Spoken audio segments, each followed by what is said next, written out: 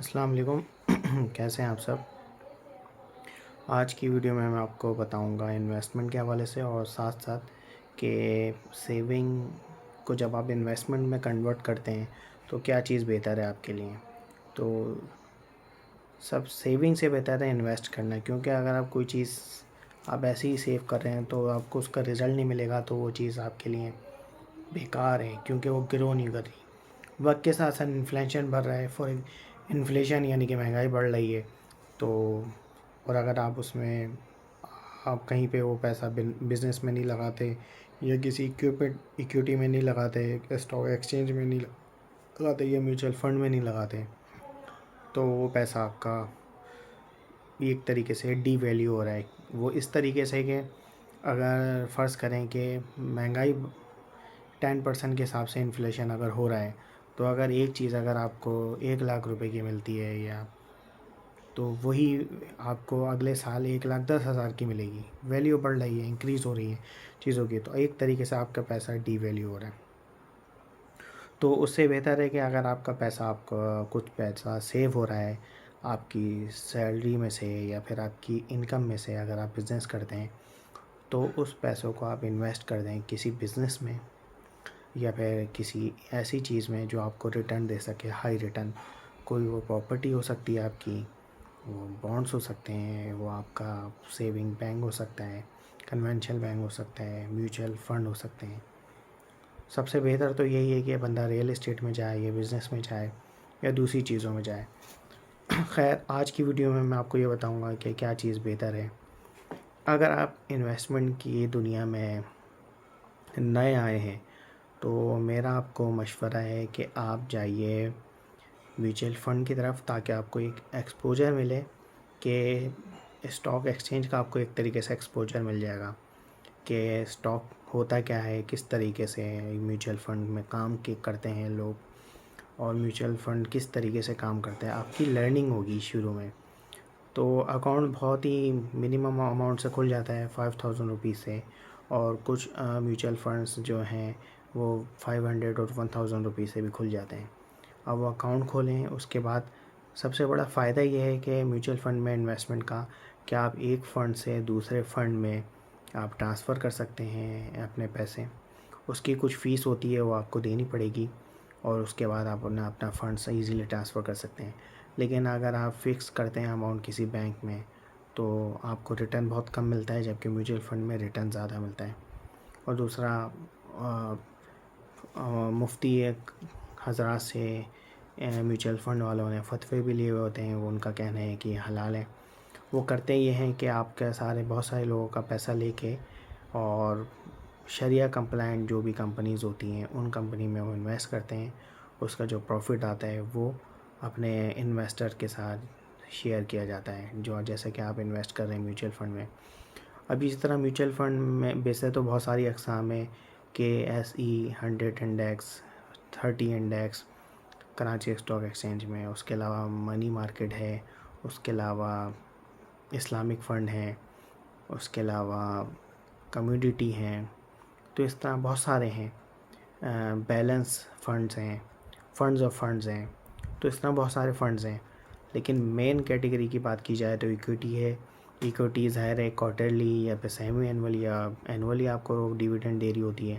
تو ظاہر ہے اسٹاک ایکسچینج کے اور پاکستان کی اکنامی کے حالات اتنے اچھے نہیں ہیں، تو جس کی وجہ سے ریٹرن کم آتا ہے. اگر آپ ایکویٹی فنڈ میں کرنا چاہتے ہیں تو اس سے بہتر ہے کہ آپ ڈائریکٹلی اسٹاک ایکسچینج میں آپ انویسٹ کریں. یہاں میں آپ کو اس ویڈیو میں بیسکلی میرا آبجیکٹیو یہی ہے کہ آپ کو میوچل فنڈ کے بینیفٹس بتاؤں.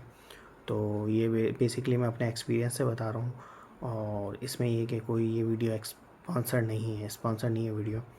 تو اس میں یہ ہے کہ آپ ایزیلی، فار ایگزامپل سپوز اگر بینک آپ کو 500 یا 600 دے رہے ہیں 1,00,000 پہ، تو میوچل فنڈ آپ کو 1,000 2,000 تک ریٹرن دے سکتا ہے پر منتھ. اتنا زیادہ آپ کو بینیفٹ ہو سکتا ہے میوچل فنڈ میں اگر آپ صحیح جگہ انویسٹ کر دیں. جیسے کہ منی مارکیٹ ہمیشہ آپ کو زیادہ ریٹرن دیتی ہے ایز کمپیئر ایکویٹی فنڈ اگر آپ میوچل فنڈ میں انویسٹ کر رہے ہیں.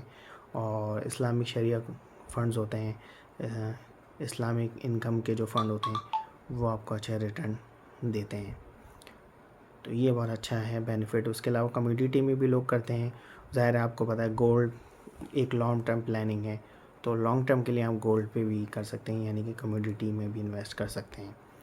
تو لیکن اگر آپ ایکوٹی فنڈ میں کر رہے ہیں تو میوچل فنڈ میں کرنے کے بجائے میں کہوں گا کہ ریئل میں آپ ایک اسٹاک میں آپ انویسٹ کریں، تاکہ آپ کو ایک آئیڈیا ہو اور آپ کی لرننگ ہو کہ کس طریقے سے آپ کی گروتھ ہو رہی ہے.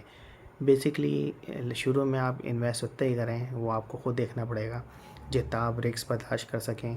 آپ اسٹاک لیں گے کمپنی کے، اس کے بعد یہ کہ اسٹاک لینے کے بعد ظاہر لانگ ٹرم کے لیے بندے کی پلاننگ ہوتی ہے کہ وہ ویلیو بڑھے گی تو آپ سیل کر سکتے ہیں.